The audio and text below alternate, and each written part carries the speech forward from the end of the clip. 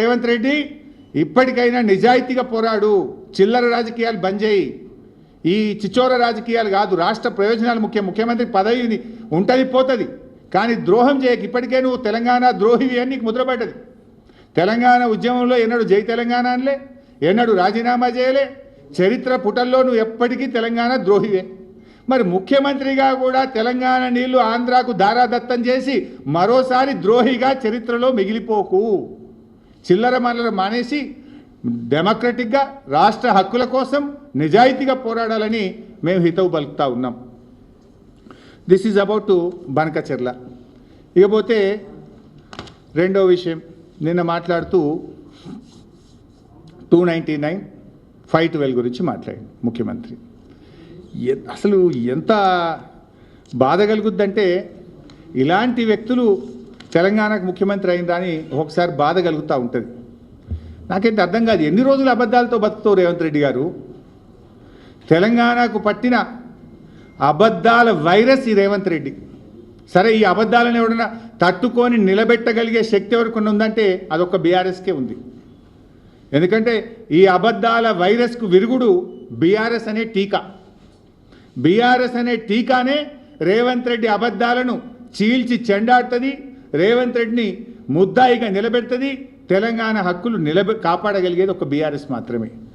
ఎందుకంటే ఇలా బాధ కలిగేది ఏంటంటే, బయట వాళ్ళకు సద్దులు కడుతూ ఇంటి మనిషిపై నిందలేస్తున్నాడు. తెలంగాణ తెచ్చిన నాయకుడు కేసీఆర్. తెలంగాణ కోసం సెక్షన్ 3ని సాధించి 9 ఏళ్ళు కేంద్రం మీద పోరాడి ఒత్తిడి చేసి ఇలా కృష్ణానదిలో వాటా సాధించే ప్రయత్నం చేస్తుంటే కేసీఆర్, నువ్వు అలాంటి ఇంటి మనిషి కేసీఆర్ మీద నిందలేసే ప్రయత్నం చేస్తూ ఉన్నావు. అసలు నిన్న నువ్వు కేసీఆర్ మీద గన్ని వీడియోలు చూపించినావు, ఆ పేపర్ కటింగ్లు, వీడియోలు, నానా తంటాలు పడ్డావు. ఎక్కడన్నా బనకచెర్ల అనే పదం ఉందా? బనకచెర్ల ఒప్పందం ఉందా? అగ్రిమెంట్ ఉందా? ఇప్పుడు నేను చూపించిన బనకచెర్ల ప్రాజెక్ట్ ఆపాలి అని కేంద్ర ప్రభుత్వానికి లేఖ రాసింది నేను చూపించిన. వరదలో 1950 టీఎంసీలు మా లెక్క అని కేసీఆర్ రాసిన లేఖ నేను చూపించిన. నువ్వు అంత చిల్లర రాజకీయాలు తప్ప ఒకటనే నిజాయితీ ఉందా?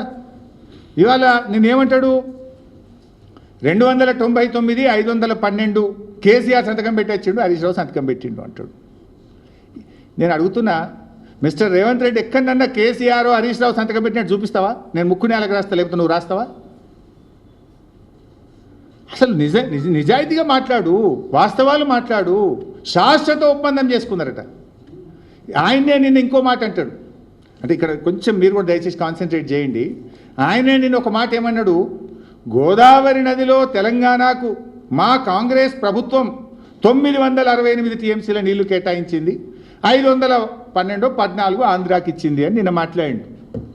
గోదావరిలో 968 మా కాంగ్రెస్ ఇచ్చిందని చెప్తున్నావు. మరి కృష్ణాలో కూడా 299 ఇచ్చి తెలంగాణ గొంతు కోసింది కూడా నీ కాంగ్రెస్ పార్టీని ఎందుకు చెప్పవు? అది కూడా నీ కాంగ్రెస్ పార్టీ ఘనతనే కదా. ఒకసారి గోదావరి చూపి. ఈరోజు గోదావరిలో నీటి లభ్యత 1486 టీఎంసీలను గుర్తిస్తే 968 టీఎంసీలు తెలంగాణకు, 518 టీఎంసీలు ఆంధ్రప్రదేశ్. కానీ రెండు రాష్ట్రాలు ఆనాడు కాంగ్రెస్ పార్టీ ఉన్నప్పుడే కాంగ్రెస్ పార్టీ ఈ కేటాయింపులను అధికారికంగా ఒక కేటాయింపులకు తీసుకొచ్చింది. ఇక్కడ మంచిగా దొరికింది రేవంత్ రెడ్డి. ఏమైంది? గోదావరిలో 968 మా కాంగ్రెస్ పార్టీ ఇచ్చింది అన్నాడు. మరి అదే కాంగ్రెస్ పార్టీ కృష్ణాలో 299 ఇచ్చింది. ఈ 299 అనే మరణ శాసనం రాసిందే కాంగ్రెస్ పార్టీ. ఈ రాచపుండుకు కారణమే కాంగ్రెస్ పార్టీ మిస్టర్ రేవంత్ రెడ్డి.